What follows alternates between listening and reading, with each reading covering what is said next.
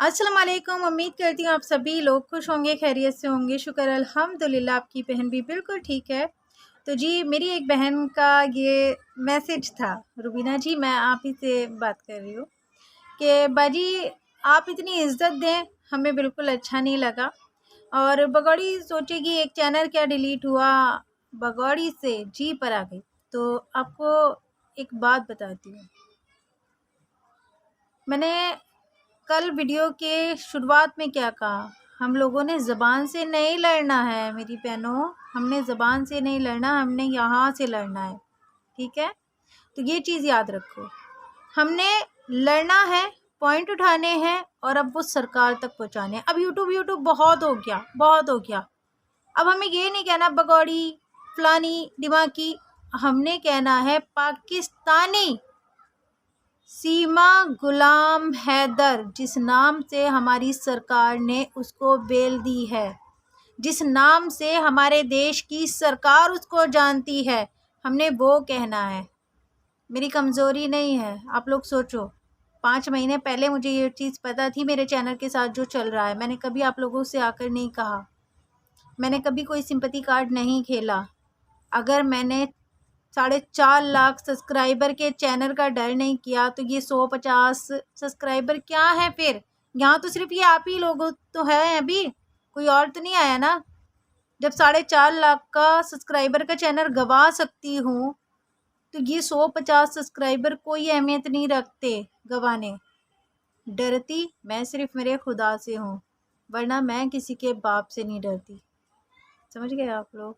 मेरी बहनों, मैंने कल भी कहा और आज भी कह रही हूँ, अब लड़ाई ज़बान से नहीं है, अब लड़ाई दिल से नहीं है, अब लड़ाई दिमाग से है। वही दिमाग जो ये लोग यूज़ कर रहे हैं। तो जी चलें, आज का इंटरव्यू स्टार्ट करते हैं सीमा गुलाम हैदर जी का, है ना।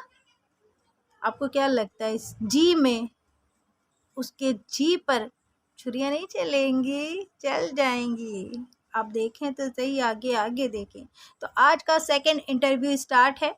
तो जी चलें, अब जो कल की तरह हमने आज भी एक स्क्रिप्ट तैयार की है और हम सीमा हैदर जी से, सीमा गुलाम हैदर से करते हैं सवाल।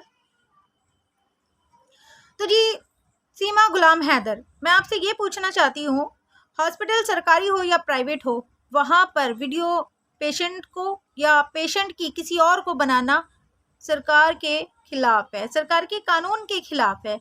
तो आप ड्रिप लगे हुए हाथ से खुद करके वीडियोस बना रहे हैं, वो क्यों?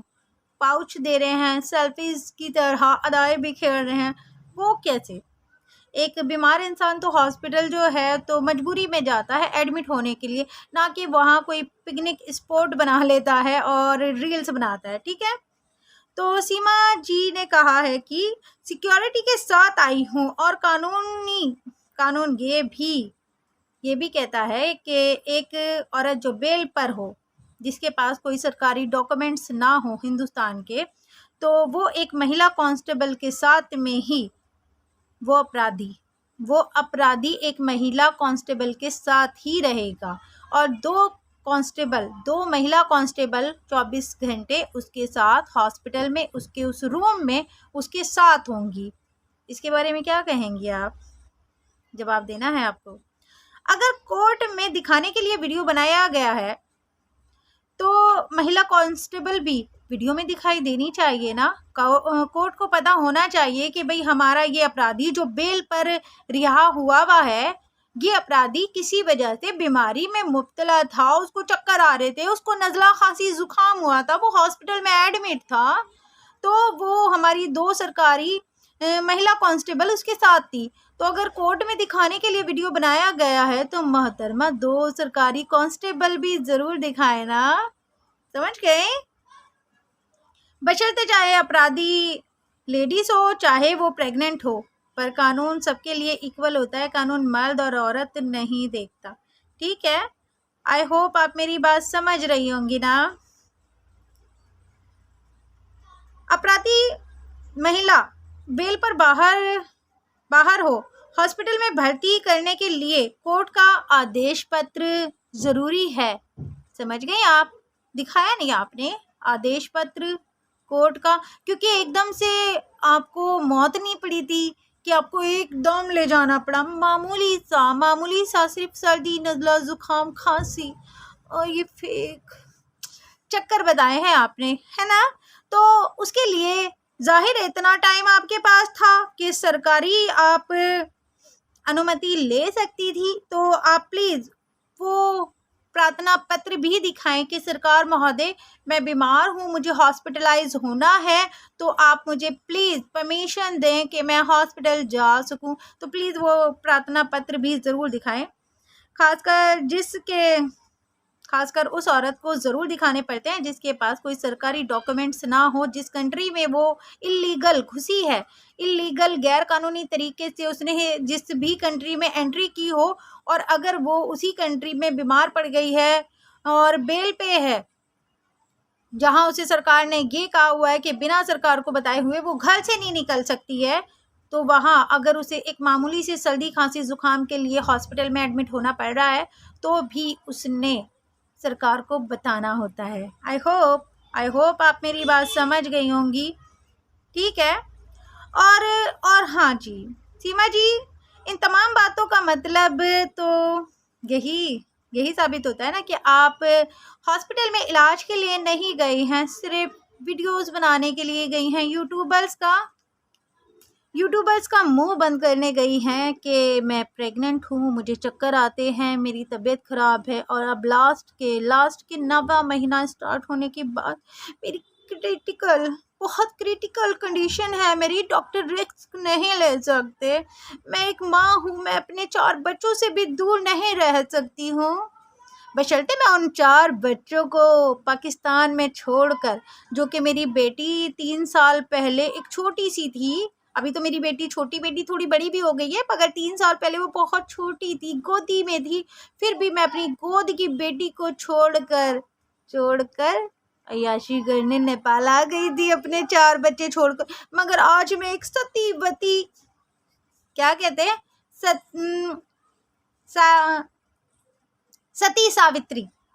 सती सावित्री महिला हूँ, एक ममता की मैं देवी हूँ, इसलिए मैं आज अपने बच्चों के बिना नहीं हॉस्पिटल भी रह सकती, बशर्ते जब मैंने 8 दिन अय्याशी की थी ना हॉस्पिटल नहीं, मतलब होटल के रूम में, तब मुझे बच्चे याद नहीं आए थे और मैंने आशिक से कहा था कि मुझे वापस पाकिस्तान नहीं जाना, मुझे यहीं अय्याशी करनी है, नेपाल में रह के होटलों के रूम में मैं अपने बच्चों को भी छोड़ दूंगी।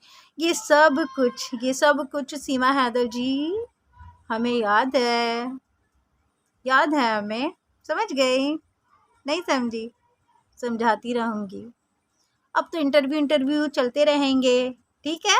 तो आपको ये बताना होगा कि आप जो पिकनिक स्पॉट पे गई हैं, और हाँ, आपने कहा ना चमची चाची से खाना बनवाने के लिए कहा है आपने, मगर आप भूल गई, पूरे ज़माने ने देखा हुआ है चमची चाची को सलबट्टे पे लहसुन प्याज रगड़ते हुए। आप तो प्योर सनातनी है, बशर्ते हम सब ने वो टोकरी प्याज की देख ली थी, मगर आप अभी भी ड्रामा करती है ना कि आप सनातनी है, प्योर सनातनी।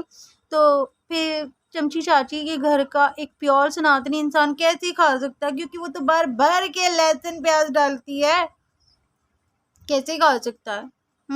और हाँ चमची चाची, हाँ तू तो बिल्कुल बच्चों से 2 घंटा भी दूर नहीं रहती, तेरे घंटे चमची चाची तेरे जैसी के घंटे बजा के छोड़ेगी है, समझ गई?